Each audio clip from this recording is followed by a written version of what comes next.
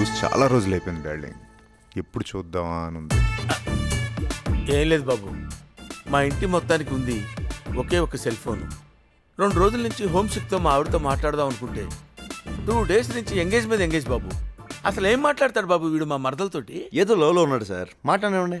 మీరు వెళ్ళి ఫోన్ అడగండి, ఇచ్చేసాడు. అలాగే. ఏం లేదు బాబు, హోమ్ సిక్ వల్ల బాబు.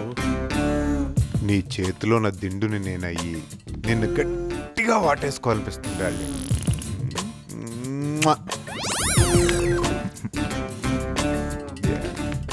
ఏంటి ఒక నిమిషం డార్లింగ్.